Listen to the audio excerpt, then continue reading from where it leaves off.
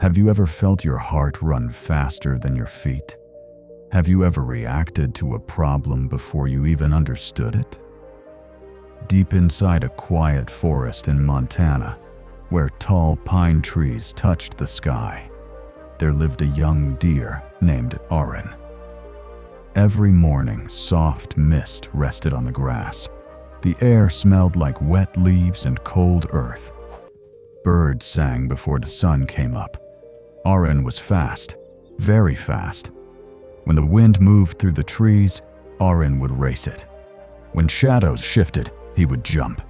When a twig snapped, he would run without thinking. The other deer grazed calmly. They chewed slowly. They listened. But Arin's heart always beat like a drum. He believed that speed was his only safety. One autumn day, when the leaves turned orange and red, a new deer joined the herd. Her name was Mira. Mira was quiet. Her steps were soft. She did not rush. When a branch cracked in the distance, Arin bolted. Dust flew behind him. His legs moved before how mine did. After a long run, he stopped. No danger, just wind knocking a pine cone loose. When he returned, tired and embarrassed, he saw Mira still eating grass. "Didn't you hear that?" Arin asked, breathing hard. "I did," Mira said gently, "but I waited to see what it was." Arin frowned. "Waiting is dangerous," he said. "Running from nothing is exhausting," Mira replied. That night, under a sky full of stars, Arin could not sleep. Crickets chirped. The forest breathed. Why did he always run first and think later?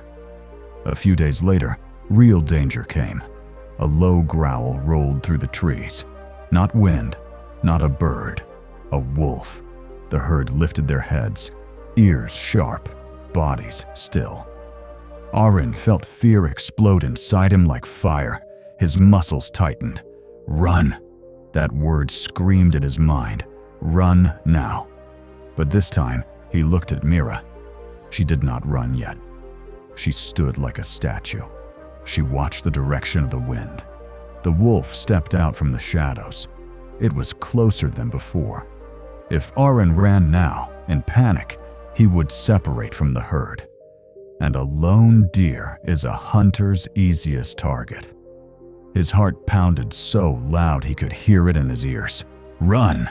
But he fought it. He stayed, just for one breath, then another. The lead deer gave a signal. The herd moved together.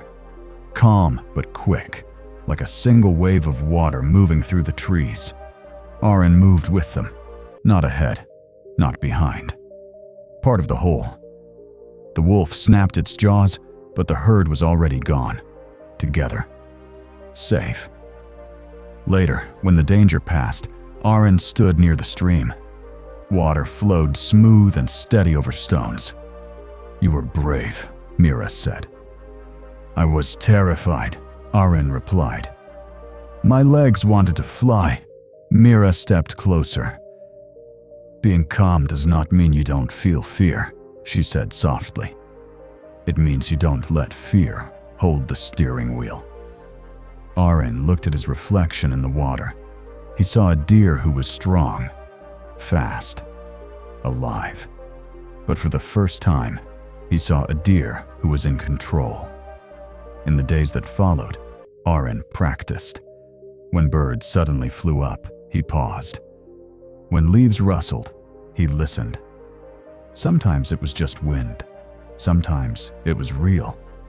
But each time he gave himself one small moment before moving. The pause, the forest did not become quieter. The world did not become safer. Wolves still hunted. Storms still came. But inside Arin, the storm had passed. One evening, as golden light filled the meadow, Arin stood beside the herd. The wind moved gently through his fur. He understood something simple. Speed is a gift. Fear is natural.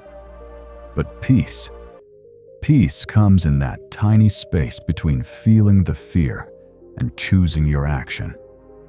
And sometimes, the strongest deer in the forest is not the one who runs first, but the one who knows when to stand still.